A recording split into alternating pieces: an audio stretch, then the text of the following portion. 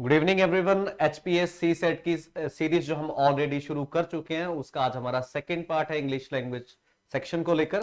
तो आज हम फिर से बहुत बड़े ही इंपॉर्टेंट क्वेश्चन इनको कह सकते हैं, इंपॉर्टेंट कॉन्सेप्ट्स जो आपके एक्सपेक्टेड है कि वहां से क्वेश्चन आपको देखने को मिल सकते हैं। तो वैसे ही आज हम कुछ क्वेश्चंस करने वाले हैं, कुछ कॉन्सेप्ट्स डिस्कस करने वाले हैं और उन कॉन्सेप्ट से हम बहुत सारे और स्फेयर्स भी कवर करने वाले हैं आज के सेशन में। तो चलिए शुरू करते हैं अपने फर्स्ट क्वेश्चन से। जो हमारा फर्स्ट क्वेश्चन है many a student dash the IIT examination. यहां पर आपको ब्लैंक में क्वेश्चन दिया गया है। जो एचपीएस सी सेट में ट्रेंड देखा गया है वो आपको ब्लैंक्स में ही ज्यादा क्वेश्चन देखने को मिलते हैं और उसी तरह से डिजाइन कर कर हम ये क्वेश्चन भी लेके आए हैं आपके लिए।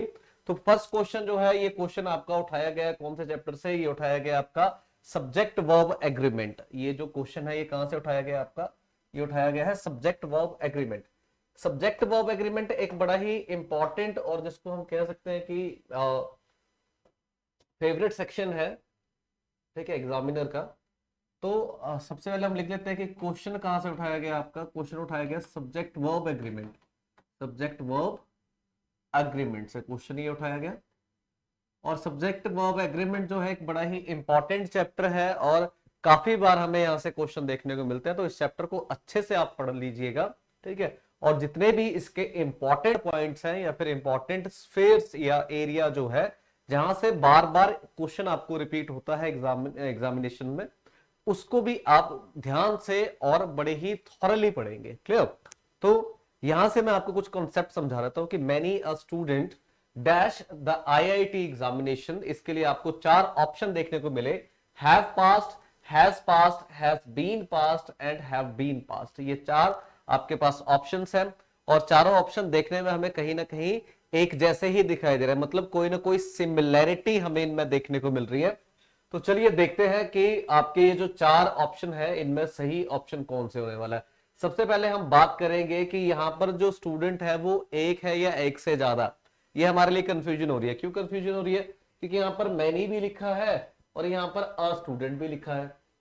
तो अब हमारे लिए डिसाइड करना बड़ा मुश्किल हो जाएगा कि या तो मैनी स्टूडेंट्स लिखो या तो आ स्टूडेंट लिखो। लेकिन मैनी आ स्टूडेंट कौन सी बात बन रही है ना? अगर जिसने ये कॉन्सेप्ट पहले नहीं पढ़ा है उस स्टूडेंट को ऐसा जरूर लग रहा होगा कि ये कौन सी बात हुई कि या तो मैनी स्टूडेंट्स लिखो या तो आ स्टूडेंट लिखो, लेकिन मैनी आ स्टूडेंट क्या बात हुई? तो इसके लिए मैं आपको समझा देता हूं कि जो ये जो क्वेश्चन जो उठाया गया या फिर ये जो कॉन्सेप्ट जो है ये कॉन्सेप्ट है हमारा प्रिमिटिव इंग्लिश लैंग्वेज से, जिसमें मैनी अ का यूज किया जाता था, ठीक है। अब हम नॉर्मली अपने बोलचाल में या अपने राइटिंग सेक्शन में ऐसा यूज बहुत कम करते हैं, लेकिन ये एक जिसको बोल सकते हैं कि एक प्रिमिटिव यूज है जिसमें जो मैनी अ है, ठीक है, इसको समझ लो कि जो मैनी अ है, ठीक है, ये पूरा ही क्या है आपका एक डिटर्मिनर ऑफ डिस्ट्रीब्यूशन बोलते हैं इसको, ठीक है। ये क्या होता है आपका डिटर्मिनर ऑफ डिस्ट्रीब्यूशन, इसको कहा जाता है determiner of distribution. Determiner of distribution जो होते हैं इसके, और मैं आपको एग्जांपल बता देता हूं कि और इसके साथ में इसके भाई कौन होते हैं डिटर्मिनर जो डिस्ट्रीब्यूशन के होते हैं, जैसे ईच हो गया, ठीक है, एवरी हो गया, ठीक है, ईदर हो गया, नीदर हो गया, ठीक है। ये सारे ही क्या है आपके? ये सारे ही डिटर्मिनर ऑफ डिस्ट्रीब्यूशन होते हैं, ठीक है। ये भी अब जितने भी डिटर्मिनर ऑफ डिस्ट्रीब्यूशन होते हैं ना, ये डिस्ट्रीब्यूशन यानी कि इंडिविजुअलिटी को रिप्रेजेंट करते हैं, कि मतलब किसी एक की बात करते हैं। अगर हम इसको ध्यान से देखें तो ये इंडिविजुअलिटी को रिप्रेजेंट करते हैं, मतलब किसी एक इंसान की बात करते हैं, ठीक है। जैसे मान लो मैंने यहां पर लिखा कि every student has to submit their assignment, ठीक है। ये हमने सेंटेंस लिखा कि every student has to submit their assignment. अब ये जो एवरी है ये आपका क्या है? ये है डिटर्मिनर ऑफ डिस्ट्रीब्यूशन, जैसे कि ईच है, एवरी है, ईदर है, नीदर है। अब ये क्या एक्सप्रेस करते हैं, इंडिविजुअलिटी को रिप्रेजेंट करते हैं, मतलब ये अकेले अकेले की बात करें। अगर मैं कह रहा हूं एवरी स्टूडेंट, तो इसका मतलब ये नहीं कि सभी की बात कर रहा हूं, मैं कह रहा हूं हर एक स्टूडेंट, ठीक है, ईच स्टूडेंट, हर एक स्टूडेंट, एवरी स्टूडेंट, हर एक स्टूडेंट, ठीक है। मतलब जब भी ये होंगे तो इनके साथ क्या होगा, जो नाउन होगा वो सिंगुलर आएगा, ठीक है। और अगर नाउन सिंगुलर नहीं भी है तो भी ये एवरी, ईच, ईदर, नीदर, ये हमेशा सिंगुलर को रिप्रेजेंट करेंगे। अगर ये सिंगुलर को रिप्रेजेंट करे होंगे तो उनके साथ वर्ब भी क्या आ जाएगी, सिंगुलर आएगी। अगर वर्ब सिंगुलर है यानी कि ये सिंगुलर है, तो इसके साथ जो देर लिखा है ना, ये भी गलत हो जाएगा, इसको भी आप सिंगुलर में फॉर्म में लिखो, क्योंकि देर जो है वो प्लूरल फॉर्म को रिप्रेजेंट करता है, एक से ज्यादा लोगों के लिए लगता है, ठीक है। तो यहां पर हर एक स्टूडेंट की बात की जा रही है, तो इसको इंडिविजुअलिटी को एक्सप्रेस करने वाले जो डिटर्मिनर्स होंगे वो उनको क्या बोलते हैं हम, डिटर्मिनर ऑफ डिस्ट्रीब्यूशन। तो वैसे ही मैनी आ भी जो है वो ईच के बराबर ही है, ठीक है। या फिर मैनी आ को अगर हम शॉर्ट उसमें समझना चाहे, शॉर्ट टर्म में समझना चाहे, तो many a is equal to a, ये समझ दिया करो, ठीक है, कि many a is equal to a. अब जहां पे भी ये लगा हो, डिटर्मिनर ऑफ डिस्ट्रीब्यूशन है, यानी कि ये क्या है, सिंगुलर है। अगर ये सिंगुलर है, अगर ये सिंगुलर है, तो फिर इसके साथ जो क्या नाउन आना चाहिए वो भी सिंगुलर आना चाहिए। तो जैसे मैंने यहां पर मैनी अ लिखा, ये सिंगुलर, तो इसके साथ नाउन भी सिंगुलर आना चाहिए। तो अब ये सब्जेक्ट क्या बनेगा, ये सिंगुलर बनेगा या प्लूरल बनेगा, सब्जेक्ट सिंगुलर ही बनेगा। तो आप इस चीज को याद रखेंगे कि जब भी आपके पास मैनी अ देखने को मिले तो वो सिंगुलर होगा। अगर ये सिंगुलर है तो क्या करेंगे हम, इसके साथ वर्ब भी सिंगुलर रखेंगे। अगर वर्ब सिंगुलर रखेंगे तो ये ऑप्शन तो हमारा गलत हो गया और ये ऑप्शन भी गलत हो गया। ऑप्शन बचे हमारे पास दो, has passed, has been passed. अगर हैज बीन पास्ड देखें तो ये पैसिव वॉइस बन जाएगा, ठीक है। ये क्या बन जाएगा, पैसिव वॉइस बन जाएगा। पैसिव वॉइस में क्या होता है कि subject is not the doer. Passive voice का मतलब होता है subject is not the doer, यानी कि जो अगर मैं ऐसे लिख देता कि many student has been passed, ठीक है, तो इसका मतलब है पास करवा दिए गए, उन्होंने पास नहीं करा, ठीक है, उनको पास करवाया गया। तो ऐसा नहीं है, यहां पर इसको पैसिव वॉइस में नहीं लिखेंगे, इस वजह से ये ऑप्शन भी गलत। राइट ऑप्शन क्या हो जाएगा, many student has passed the examination, has passed the IIT examination, ये हमारा राइट आंसर हो जाएगा। क्लियर, तो आप इस चीज को याद रखेंगे, ठीक है। जैसे मान लीजिए मैंने यहां पर लिखा कि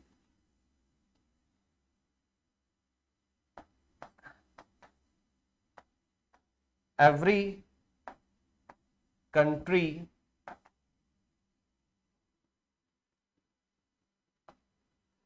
हैव या हैज इट्स ऑन कॉन्स्टिट्यूशन,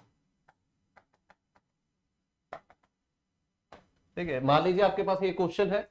अब इस क्वेश्चन में आपको मैंने दो ऑप्शन दिए कि हैज लिखेंगे या हैव लिखेंगे। तो आपने जैसे देख लिया कि एवरी है, ये सिंगुलर को रिप्रेजेंट करा हुआ, अगर सिंगुलर को रिप्रेजेंट करा होगा तो हैज जो होगा सही हो जाएगा और हैव जो है वो गलत हो जाएगा। समझ गए बात। तो जब भी आपको मैनी अ से क्वेश्चन आए, ठीक है, तो आप क्या करोगे, आप उसके साथ हमेशा ही सिंगुलर वर्ब का यूज करोगे, इसके साथ सिंगुलर केसेस यूज करोगे।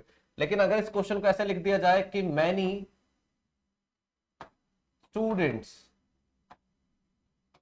ठीक है, तो अगर ऐसे लिख दिया ना मैनी स्टूडेंट्स, तो मैनी जो है ये प्लूरल फॉर्म के लिए, प्लूरल ऐसा कोई भी नाउन जो प्लूरल फॉर्म में है और काउंटेबल है उसके लिए मैनी यूज किया जाता है, ठीक है।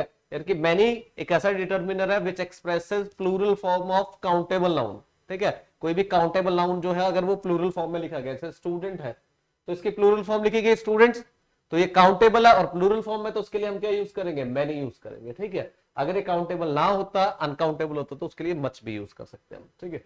तो मैनी स्टूडेंट्स है, अब ये प्लूरल फॉर्म हो जाएगा तो यहां पर फिर हैव हो जाता है, हैव पास्ड द एग्जामिनेशन, जो भी आपका आगे क्वेश्चन था। समझ गए इतनी बात सभी लोग, चलिए इतनी बात आप लोग समझ गए होंगे।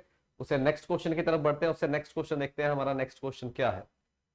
और next question is dash mathematics of my friend inspired me, ठीक है। ये क्वेश्चन जो है, ये क्वेश्चन आपका उठाया गया है कहां से, ये क्वेश्चन उठाया गया आपका आर्टिकल चैप्टर से, ठीक है। ये क्वेश्चन कहां से उठाया गया आपका, आर्टिकल चैप्टर से क्वेश्चन उठाया गया है। और इस क्वेश्चन में तो ये बड़ा ही इंटरेस्टिंग क्वेश्चन भी है। अब मैथमेटिक्स जो है वो आपका एक ऐसा नाउन है जिसको हम दो डिफरेंट वेज में यूज करते हैं, यानी कि इसके दो डिफरेंट मीनिंग निकल के आते हैं। जो भी आपके क्या मैथमेटिक्स हो गया, पॉलिटिक्स हो गया, इकोनॉमिक्स हो गया, ये कुछ ऐसे नाउन है जो दो तरह से यूज होता है, यानी कि एक ये सब्जेक्ट का नेम भी बनते हैं और दूसरा ये उनके उस सब्जेक्ट के स्किल्स के अकॉर्डिंग टू होता है। जैसे मैं मैथमेटिक्स की बात करूं तो मैथमेटिक्स एक ऐसा वर्ड है, मैथमेटिक्स एक ऐसा वर्ड है जिसको हम दो अलग अलग तरह से यूज करते हैं। ठीक है, एक इसका यूज क्या है, एक इसका यूज है नेम ऑफ सब्जेक्ट।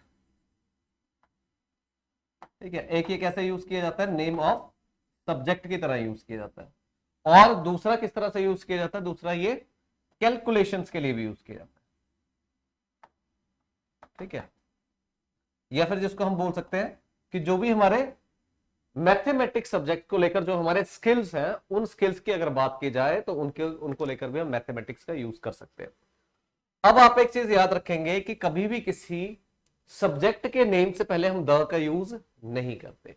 क्या कहा, कभी भी किसी सब्जेक्ट के नेम से पहले, जैसे इंग्लिश है, साइंस है, फिर मैथ्स है, या कोई भी ऐसा सब्जेक्ट अगर हम लिखना चाह रहे हैं तो सब्जेक्ट के नेम से पहले आप कभी भी द नहीं लिखेंगे। क्लियर, या फिर कोई भी डिटर्मिनर अ एंड द ऐसा कुछ आप नहीं लिखते।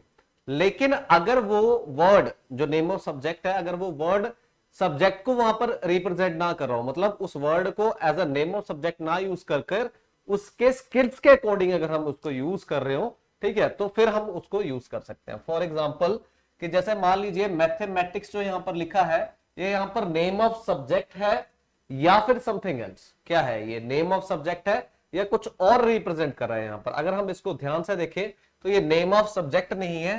ठीक है, यहां पर इसने क्या लिखा है, मैथमेटिक्स ऑफ माई फ्रेंड्स। ठीक है, mathematics of my friend inspired me.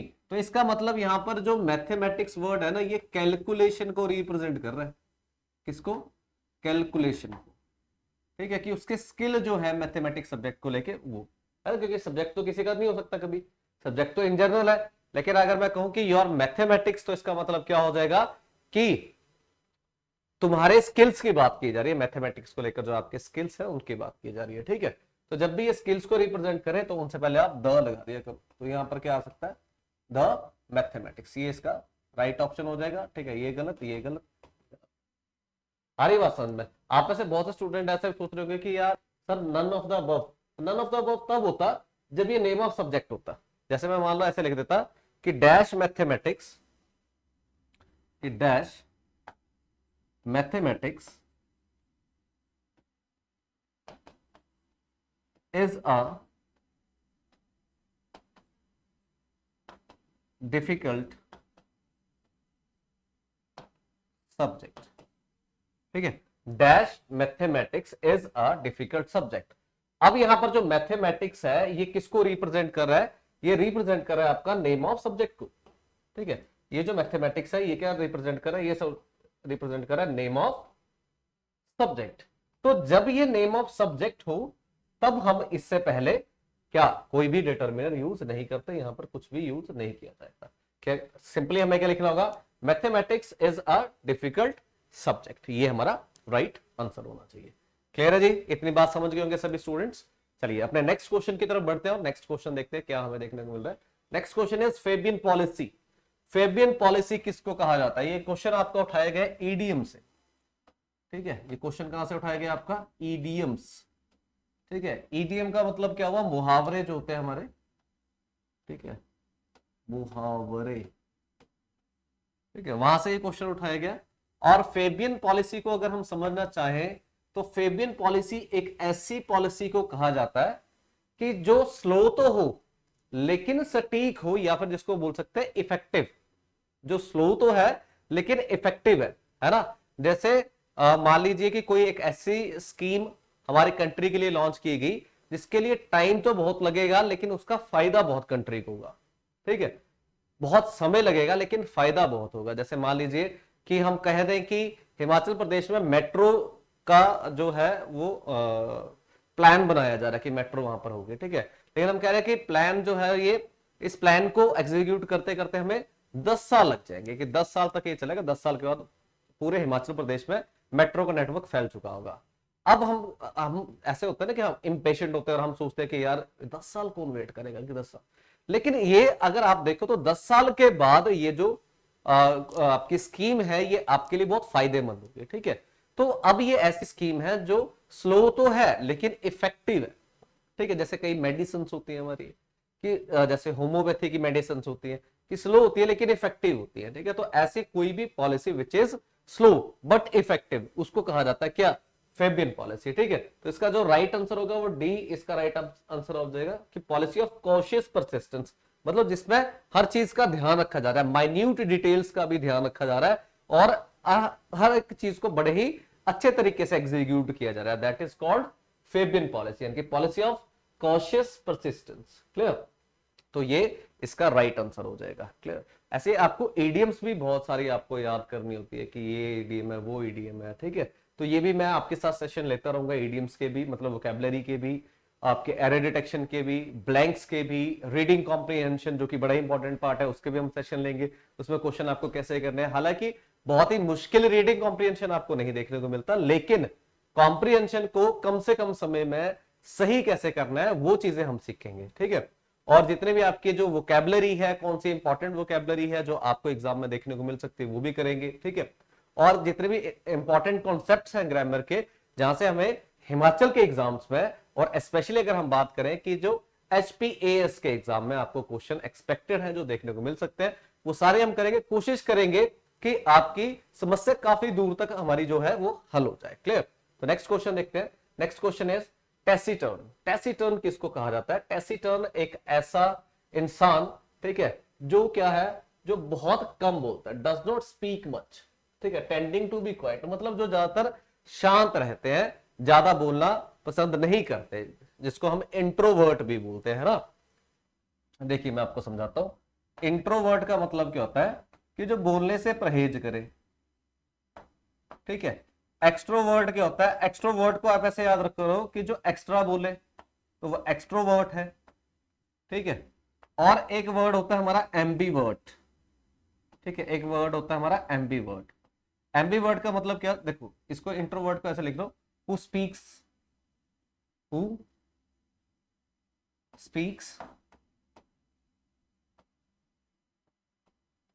Less.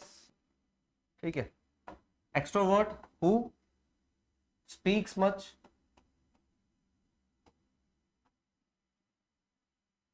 ठीक है, एंड एम्बीवर्ट इज वन, ठीक है, who is introvert as well as extrovert, who is introvert as well as extrovert, मतलब एक ऐसा इंसान जो जहां पे कम बोलना है वहां पे कम भी बोलेगा, जहां पे ज्यादा बोलना है वहां पे ज्यादा बोलना है। मतलब कि आपको कोई ऐसा इंसान मिल गया जो बहुत ज्यादा बात करता है तो आप उसके साथ बहुत ज्यादा बात कर रहे हो, लेकिन आपको कोई ऐसा इंसान मिल गया जो बहुत कम बोलता है तो आप उसके साथ बहुत कम बोल रहे हो। ठीक है, तो ऐसा इंसान जो एक्सट्रोवर्ट और इंट्रोवर्ट दोनों ही है वो क्या होता है? एम्बीवर्ट, क्योंकि एमबी का मतलब होता है डबल। ठीक है, एमबी का मतलब होता है टू, डबल। तो एम्बीवर्ट जो इंट्रोवर्ट भी और एक्सट्रोवर्ट भी है, वर्ट इज रिलेटेड टू स्पीक। ठीक है, एक्स्ट्रा एक्स्ट्रा से एक्सट्रोवर्ट बना तो एक्सट्रोवर्ट क्या होगा? जो ज्यादा बोलता है। इंट्रोवर्ट यानी कि जो कम बोलता है। ठीक है, जो रिजर्व्ड काइंड ऑफ इंसान होता है, तो ऐसे ही इंसान को हम टैसीटर्न भी बोलते हैं। क्लियर, तो taciturn is one who does not speak much या फिर tending to be quite, that is called taciturn. Our next question is Mohan wishes he dash richer. Mohan wishes he dash richer. अब ये जो question आपका उठाया गया है, ये क्वेश्चन उठाया गया आपका कहां से? कंडीशनल सेंटेंसेस से। ठीक है, ये क्वेश्चन कहां से उठाया गया आपका? कंडीशनल सेंटेंसेस से। और कंडीशनल सेंटेंसेस में भी ये क्वेश्चन जो है ये किससे है आपका? Semi closed condition. कहां से उठाया गया? सेमी क्लोज्ड कंडीशन से आपका क्वेश्चन उठा। ठीक है, सेमी क्लोज्ड कंडीशन से आपका ये क्वेश्चन उठाया गया। अब जो सेमी क्लोज्ड कंडीशन होती है उसको समझ लेते हैं। कंडीशनल सेंटेंसेस में हमारे पास चार तरह की कंडीशंस होती हैं, open, semi closed, closed end scientific conditions. उसमें से ये स्पेशली जो क्वेश्चन उठाया गया ये आपके सेमी क्लोज्ड कंडीशन से उठाया गया, और ज्यादातर क्वेश्चन सेमी क्लोज्ड कंडीशन से ही उठाए जाते हैं। तो इसको समझ लेते हैं कि सेमी क्लोज्ड कंडीशन किसको कहा जाता है। सबसे पहले हम ये समझ लेते हैं कि सेमी क्लोज्ड कंडीशन होती क्या। तो सेमी क्लोज्ड कंडीशन की बात करें तो semi closed condition is the condition, ठीक है, which expresses imagination, which expresses imagination, unreality, ठीक है, हाइपोथेटिकल। मतलब जब भी हम कोई काल्पनिक बातें करें जो हम नहीं है, हम खुद को एज्यूम करें, किसी को और को एज्यूम करें, या फिर ऐसी और बहुत सारी बातें, ठीक है, जो क्या है आपकी काल्पनिक है, जिनका जीवन मृत्यु से कोई संबंध नहीं है। जैसे हमारा डिस्क्लेमर होता था एक, है ना, कि ये सारी बातें काल्पनिक है, इनका जीवन मृत्यु से कोई संबंध नहीं है, ये वही वाला ही है, ठीक है, तो जो रियल नहीं है, ठीक है। अब सेमी क्लोज कंडीशन, जितने भी कंडीशनल सेंटेंसेस आपके रहेंगे, उन सभी कंडीशनल सेंटेंसेस में एक आपका होगा रिजल्ट क्लोज और एक होगा कंडीशनल क्लोज, ठीक है। दो तरह के क्लोजेस होंगे, कंडीशनल एंड रिजल्ट। जैसे मैं कहूं कि अगर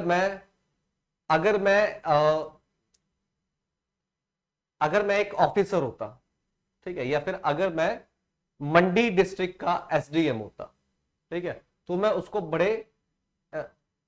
बड़े ही ऊंचे पैमाने पे उसको डेवलप करता हूं स्टेट को, ठीक है। या फिर अगर मैं कहूं कि अगर मैं एक पक्षी होता तो मैं आसमान में उड़ जाता। तो ये सारी बातें क्या है, मेरी काल्पनिक है, मैं एसडीएम भी नहीं हूं, मैं पक्षी भी नहीं हूं, ठीक है।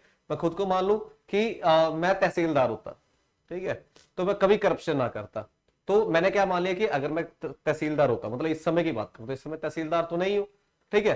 तो ऐसे जो आपकी इमेजिनेशंस हैं, हाइपोथेटिकल कंडीशंस हैं, उन कंडीशंस को कहा जाता है क्या, सेमी क्लोज्ड कंडीशन। अब जो सेमी क्लोज्ड कंडीशंस रहेंगी उनमें आपके दो तरह के क्लोजेस रहेंगे, एक रिजल्ट और एक कंडीशनल क्लोज। कंडीशनल क्लोज ऐसे क्लोज को कहा जाता है जिसमें कंडीशन पुट की जाए और उस कंडीशन का जो रिजल्ट हमें देखने को मिलता है that is the result close, ठीक है। उस कंडीशन का जो रिजल्ट हमें देखने को मिलेगा वो क्या होगा, वो होगा रिजल्ट क्लोज। जैसे मैंने कहा कि अगर मैं पक्षी होता, तो अगर मैं पक्षी होता ये मेरी कंडीशन है, ये क्या बनेगा आपका कंडीशनल क्लोज। इसका रिजल्ट क्लोज क्या होता कि मैं आसमान में उड़ जाता। अगर मैं पक्षी होता मैं आसमान में उड़ जाता, मैं आसमान में उड़ जाता, ये क्या है आपका, ये है आपका रिजल्ट क्लोज, ठीक है। तो there are two types of clauses in semi clause condition या फिर in any kind of conditional sentence. There are two types of clauses, first one is conditional clause and the second one is result clause, है ना। अब हमें जानना है that how to write या फिर how to structure this sentences, कि आपको इनको कैसे स्ट्रक्चर करना है इन सेंटेंसेस को। तो चलिए समझते हैं कि जो आपकी सेमी क्लोज कंडीशन है, अगर मैं उसमें कंडीशनल क्लोज की बात करूं, ठीक है, तो जो कंडीशनल क्लोज होगा, जो कंडीशनल क्लोज होगा उसको आप कैसे लिखेंगे, उसको आप लिखोगे ऐसे कि इफ के साथ, अच्छा कंडीशनल क्लोज में इफ आ सकता है, वुड दैट आ सकता है, ठीक है, आई विश आ सकता है, फिर आपका आ सकता है आई विश आ सकता है, वुड दैट आ सकता है, प्रोवाइडेड आ सकता है, as soon as long as, until, unless, ऐसा कुछ भी आ सकता है, लेकिन यहां पर हम इफ लेके चल रहे हैं, ठीक है। तो इफ के साथ सब्जेक्ट फिर लिखोगे आप। अब सब्जेक्ट कोई भी हो, हमें कोई फर्क नहीं पड़ता। इसके बाद जो आपको वर्ब लिखनी है, उस वर्ब पे ही सारा क्वेश्चन घूमता है, वो वर्ब आती है वर्ब।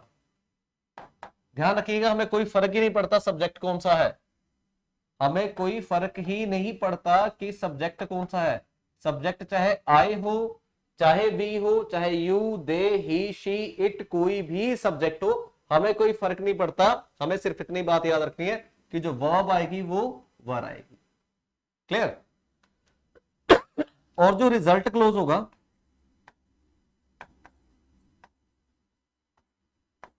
ठीक है, उस रिजल्ट क्लोज में आपको एक सब्जेक्ट लिखना होता है और सब्जेक्ट के बाद आपको लिखना है या तो कुड, या तो वुड, या तो माइट।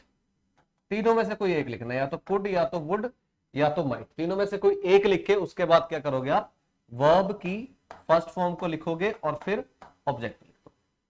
आई बात समझ में। अब पढ़ते हैं सेंटेंस को। उन्होंने कहा कि मोहन विशेष, क्या विश कर रहा है, ही डैश रिचर, कि वो और ज्यादा अमीर होता। नहीं कि वो और ज्यादा अमीर नहीं है, वो क्या कर रहा है, इसकी कल्पना कर रहा है, ठीक है, उसकी विश कर रहा है, ठीक है। तो जब हम किसी चीज की कल्पना कर रहे हैं तो मैंने क्या कहा, हम किसका यूज करेंगे, वर का यूज करेंगे, ठीक है। तो इसमें जो राइट आंसर हो जाएगा वो क्या हो जाएगा, मोहन विशेष ही वर आर रिच। कोई भी हाइपोथेटिकल बात होगी ना, उसने यहां पर क्या इमेजिन करा कि काश मैं रिच होता, है ना, वो विश करा कि काश मैं और ज्यादा अमीर होता। रिचर का मतलब और ज्यादा अमीर, अभी भी रिच है लेकिन इससे ज्यादा रिच होता है, ठीक है। तो रिचर इससे ज्यादा और अमीर होता है, ठीक है। जैसे आपने देख लिया होगा कि कई लोग होते हैं ऐसे कि जो अमीर तो है लेकिन वो सोच रहे हैं यार काश मेरे पास पैसा अंबानी की तरह होता, तो वो ऐसी कल्पना, ठीक है। तो वो कल्पना की जा रही, तो कल्पना में जब भी आपको वर्ब यूज करनी है that is were, hypothetical condition में वर, अनरियलिटी में वर, इमेजिनेशन में वर, जब भी हम क्या कर रहे हैं किसी एक आइडेंटिटी को किसी दूसरी आइडेंटिटी में अज्यूम कर रहे हैं। क्लियर? तो ये थी हमारी सेमी क्लोज कंडीशन, और ये बड़ी ही इंपॉर्टेंट कंडीशन है। मैक्सिमम जब क्वेश्चन पूछा जाता है कंडीशन सेंटेंसेस से, तो यही जो पॉइंट है यहीं से आपको बार बार क्वेश्चन पूछा जाता है, तो इस पॉइंट को बिठा ले अपने दिमाग में अच्छे से। चलिए नेक्स्ट क्वेश्चन देखते हैं। हमारा नेक्स्ट क्वेश्चन क्या है? Next question is scarcely had he gone dash I remembered his name, ठीक है। चलिए ये जो है ना ये आपका कंजंक्शन से उठाया गया क्वेश्चन है, और कंजंक्शन से भी हमें काफी बार क्वेश्चन देखने को मिल जाते हैं एग्जाम में। तो जो कंजंक्शन है, कंजंक्शन में भी ये को रिलेटिव कंजंक्शन से उठाया गया, कंजंक्शन में भी ये को रिलेटिव कंजंक्शन से क्वेश्चन उठाया गया। अब कोरिलेटिव कंजंक्शंस क्या होती हैं? कोरिलेटिव कंजंक्शंस ऐसी कंजंक्शंस होती हैं जो पेयर्स में यूज की जाती है। कोरिलेटिव कंजंक्शंस ऐसी कंजंक्शंस हैं जो पेयर में यूज की जाती है, ठीक है। पेयर में यूज की जाती है का मतलब क्या हुआ? इसका मतलब ये हुआ कि ये जो कंजंक्शंस रहेंगी आपकी कोरिलेटिव कंजंक्शंस, ये किसी एक ऐसी कंजंक्शन होगी जो किसी दूसरे पार्ट से रिलेट करके लिखी जा रही है, और दूसरा पार्ट आपका डिटर्मिनर भी हो सकता है और एडवर्ब भी हो सकता है। इसको मैं समझाता हूं एक एग्जांपल से। जैसे अभी हमने एक डिस्ट्रीब्यूशन के डिटर्मिनर की बात की थी, ईदर, है ना। अब ये जो ईदर है इसके साथ एक कनेक्शन अगर हम और लगा दें तो ये पेयर बन जाता है। अब यहाँ पे जो ईदर है ये डिटर्मिनर है, और जो है ये कंजंक्शन है। अब ये जो कंजंक्शन है ये किसी दूसरे पार्ट से रिलेट की गई है, किससे? डिटर्मिनर से रिलेट की गई है। तो अब ये जो पेयर बन गया ना ये को रिलेटिव कंजंक्शन का पेयर बन गया, क्योंकि अब यहां पर हम इस कंजंक्शन को रिलेट करके पढ़ रहे हैं किसी दूसरे पार्ट से। आई बात समझ में?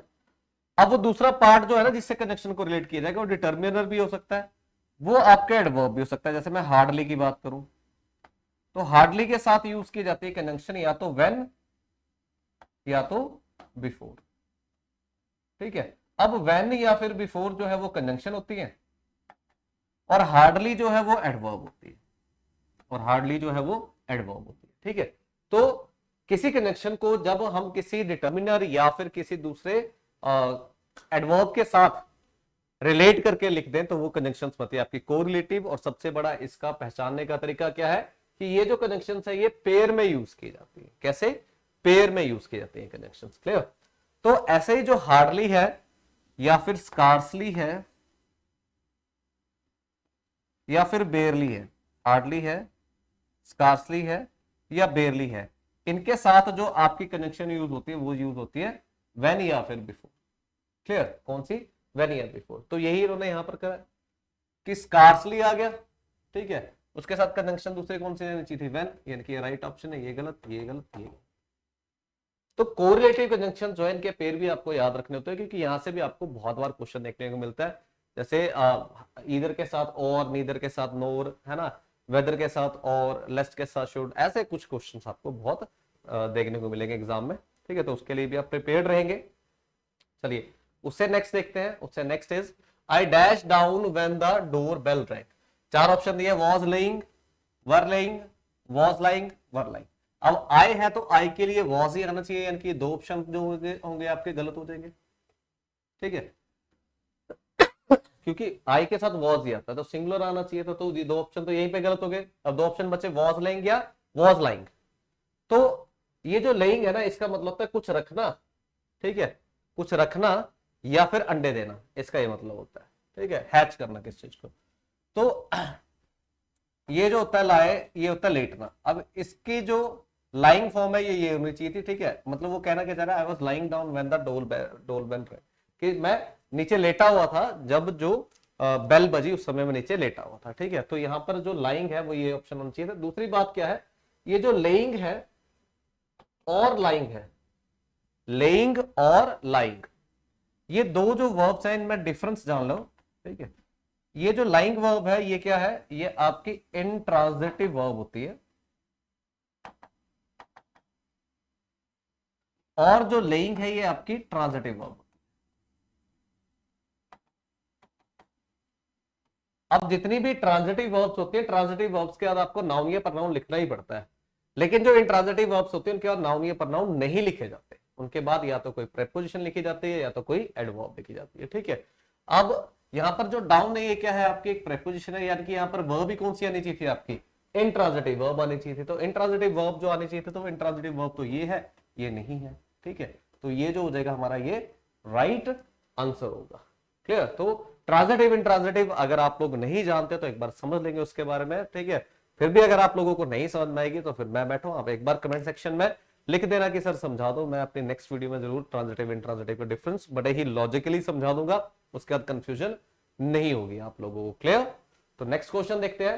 Next question is they have spotted me in the crowd, ठीक है। They have spotted me in the crowd, आपको क्या करना है, आपको इसका पैसिव वॉइस बनाना था, ठीक है। ये जो सेंटेंस है they have spotted me in the crowd, इसका पैसिव वॉइस बनाना था। तो पैसिव वॉइस बनाने के लिए, ठीक है, एक चार्ट बड़ा सा आता है, वो आपको याद करना होता है। लेकिन अगर आप मेरे पास already active voice passive voice पढ़ चुके हैं तो आपको वो चार्ट बिल्कुल नहीं रटना पड़ेगा। आपको पता है कि हम किस ट्रिक से इन क्वेश्चंस को कर देते हैं, हमें सारा क्वेश्चन पढ़ना ही नहीं होता, ठीक है। हम किस ट्रिक से इस क्वेश्चन को कर सकते हैं।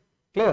तो अब यहां पर देख लीजिए कि जो हैव स्पॉटेड है ये जो है आपका प्रेजेंट परफेक्ट टेंस है, और हम जानते हैं कि जब भी प्रेजेंट परफेक्ट टेंस हो तो उससे नेक्स्ट वाले की हेल्पिंग वर्ब लगा दिया करो, है ना।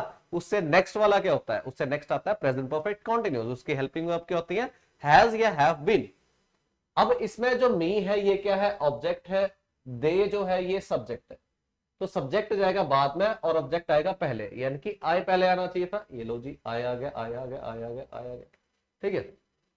अब ये प्रेजेंट परफेक्ट टेंस है, प्रेजेंट परफेक्ट से नेक्स्ट कौन सा आता है, प्रेजेंट परफेक्ट कॉन्टिन्यूस, जिसकी हेल्पिंग वर्ब्स क्या होती है, हैज हैव, या तो हैज या तो हैव, दोनों में से कोई एक, और उसके साथ बीन, ठीक है। और पैसिव वॉइस में आप एक चीज याद रखेंगे कि हमेशा वर्ब की थर्ड फॉर्म ही आती है, ठीक है। तो ये स्ट्रक्चर होना चाहिए था कि बीन वर्ब की थर्ड फॉर्म और उससे पहले क्या, हैज या हैव। अब यहां पर देख लीजिए कि यहां पर हैव है, बीन है और वर्ब की थर्ड फॉर्म है, लेकिन उसके साथ वुड भी है। तो वुड नहीं आना चाहिए था, ऑप्शन गलत हो गया। यहाँ पर विल आ गया, ये भी नहीं आना चाहिए, ऑप्शन ये भी गलत हो गया। यहाँ पर एम आ गया, ये भी गलत हो गया। तो राइट ऑप्शन क्या बचा आपका, ये ऑप्शन, ठीक है। इसके लिए हमने एक ट्रिक समझा हुआ था, ठीक है। जो स्टूडेंट्स मेरे से ऑलरेडी पढ़ चुके हैं, जो हमारे साथ एनरोल्ड है, वो जानते हैं उस ट्रिक को, तो उनके लिए तो बिल्कुल मुश्किल नहीं होगा, उन्होंने तो विद इन 5 सेकेंड्स इस क्वेश्चन को सॉल्व कर दिया होगा, ठीक है। और आप लोग अगर नहीं जानते तो हम आने वाले अपने सेशंस में कभी डिस्कस करेंगे, ठीक है। तो आई हैव बीन सपोर्टेड, ये आपका राइट आंसर हो जाएगा, ठीक है। मतलब एक्टिव वॉइस पैसिव वॉइस के क्वेश्चंस ऐसे होते हैं जिनको आपको पूरा पढ़ना ही नहीं होता, आपको सिर्फ कुछ ही पार्ट उसमें देखना होता है। अगर वो पार्ट वो सही है तो वो क्वेश्चन बिल्कुल सही है, क्योंकि ये ऐसे क्वेश्चंस हैं जो आने वाले टाइम में हमें बहुत ज्यादा देखने को मिला करेंगे। Active voice passive voice and narrations, यहां से हमें क्वेश्चंस काफी देखने को मिला करेंगे, ठीक है। वो चाहे एचपीएस का एग्जाम है, चाहे आपका सेक्रेटरीट का एग्जाम है, चाहे वो क्लर्क एग्जाम है, नायब तहसीलदार है, कोई भी है, वहां पे आपको आने वाले समय में ट्रेंड जरूर देखने को मिलेगा। या फिर कोई भी हम एग्जाम दे रहे हैं, हमें इंग्लिश लैंग्वेज पूरी पढ़ के जानी ही पड़ेगी। क्लियर। तो उसे नेक्स्ट देखते हैं, one who is greedy for food, जो जिसको खाना बहुत अच्छा लगता है, ठीक है, उसको क्या बोलते हैं हम, तो ऑमनीवोरस, कार्निवोरस। कार्निवोरस को सबसे पहले हम समझ लेते हैं, कार्निवोरस क्या होता है, ठीक है। कार्निवोरस का मतलब होता है कि जो ह्यूमन फ्लैश खाता है, ठीक है, मतलब जो फ्लैश खाता है, जिसको बोल सकते हैं कि जो मांस मूस खाता है, उसको बोलते हैं कार्निवोरस, ठीक है। हर्बीवोरस होता है जो मांस नहीं खाता, सिर्फ क्या खाता है, सब्जियां वगैरह या वेजिटेबल्स खाता है। ऑमनीवोरस वो होता है जो सब्जियां भी खा लेता है और मांस भी खा लेता है, जैसे कि मैं हूं, ठीक है, कि मैं फ्लैश भी खा लेता हूं और मैं क्या कहते हैं उसको, वेजिटेबल्स भी, दोनों ही खा लेता हूं, ठीक है, जो मिल जाए टाइम से वो हम खा लेते हैं। एवरेशियस होता है लालची, फूड का लालची नहीं, ऐसे ही लालची, किसी भी चीज, जैसे पैसों का लालची है, किसी चीज का भी लालची, ठीक है। और वोरेशियस जो है, वोरेशियस का मतलब होता है क्या, कि जो खाने का बड़ा ही शौकीन हो, जिसको खाना बड़ा पसंद हो, कि खाना देखते ही मुंह में पानी आ जाए, that is called voracious. Clear. तो वोरेशियस जो होगा इसका राइट आंसर होगा, एवरेशियस इज लालची, कार्निवोरस इज जो मांस खाता हो, ऑम्निवोरस जो दोनों ही खाता हो, मांस प्लस वेजिटेबल्स। क्लियर? हर्बीवोरस होता है जो क्या सिर्फ और सिर्फ हरी सब्जियां या हरी चीजें ही खाता है, मतलब मांस नहीं खाता। ठीक है, it is time you dash. चलिए, ये क्वेश्चन बड़ा ही इंपॉर्टेंट क्वेश्चन है। इस क्वेश्चन को मैं ऐसे समझाता हूं कि जब भी आपको देखने को मिले इट इज टाइम, या फिर आपको देखने को मिले इट इज हाई टाइम, या फिर it is about time, it is about time, जब भी ये आपको देखने को मिले, इन तीनों में से कोई भी, it is time, it is high time and it is about time, इन तीनों में से कोई भी आपको देखने को मिल रहा है और इसके बाद कोई सब्जेक्ट लिखा हुआ है, क्या लिखा हुआ है, कोई सब्जेक्ट लिखा हुआ, तो आपको वर्ब की सेकंड फॉर्म यूज करनी होती है। कोई हेल्पिंग वर्ब नहीं, कोई कुछ नहीं, डायरेक्ट आपको क्या लिखनी है, सेकंड फॉर्म।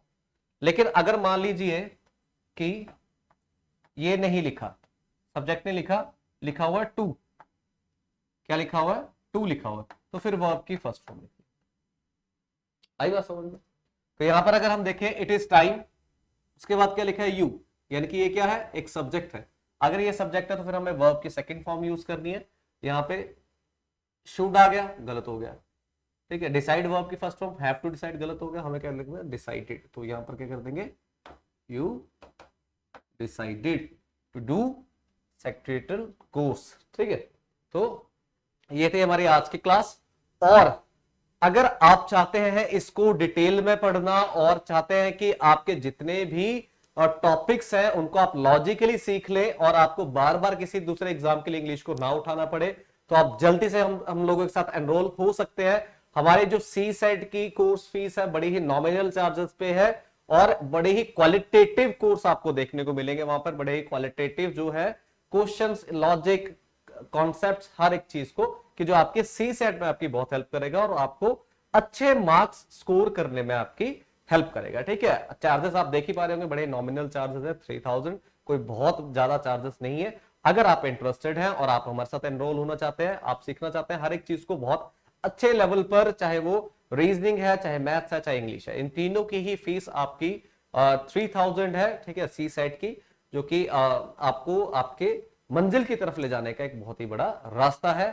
और अगर आप हमारे डेमो लेक्चर्स देखना चाहते हैं तो डेमो लेक्चर्स तो हमारे फ्री ही रहेंगे। ठीक है, तो आप हमारे डेमो लेक्चर्स भी देख सकते हैं। और इसके रिगार्डिंग अगर आपकी कोई क्वेरी है तो आपको स्क्रीन पर ये नंबर दिखाई दे रहा है, इस पर आप कॉल भी कर सकते हैं, व्हाट्सएप पे भी आप अपनी क्वेरी रेज कर सकते हैं।